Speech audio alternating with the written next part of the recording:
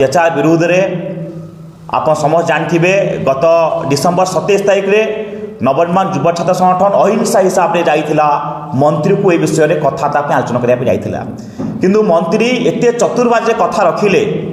सामदी कथा रखिले कि मु आलोचना करने प्रस्तुत अच्छी किंतु जिते कहले प्रस्तुत अच्छी जिते आम गला पुणी आम हाथ बांधिकी देखिथे कपड़े गामुछा हाथ बांधिक जाइलु आम कहीछु आम आसचु समाधान बाट खोजापी तो मंत्री चतुर्बाज कथा कहीकि मंत्री पड़गले पुलिस लगे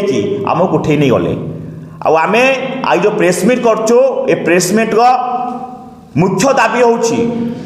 पूर्वर जो जरिमाना सब समस्त पॉल्यूशन ना रे विभिन्न प्रकार जो फाइन सब पड़ी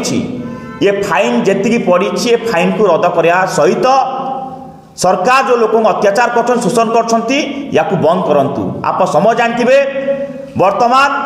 35 लक्ष गाड़ी उपरे जरिमाना फाइन पकई जार मूल्य हूँ 1300 कोटी टंका आमे नवनिर्माण युव छात्र संगठन आमे डिमांड करुचु ये 1300 कोटी जो साधारण लोक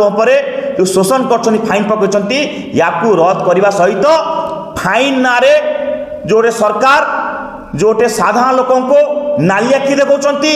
धमकाउछंती से धमक चमक बंद करंतु समस्त जानिथिबे वर्तमान ओडिशा रे जो पॉल्यूशन जो प्रदूषण कथा कहउछंती ये पॉल्यूशन और प्रदूषण सृष्टि करुछे सरकार आज बड़ बड़ कंपनी ओडिशा रे आज देखिए 42टा कंपनी उपरे जड़कर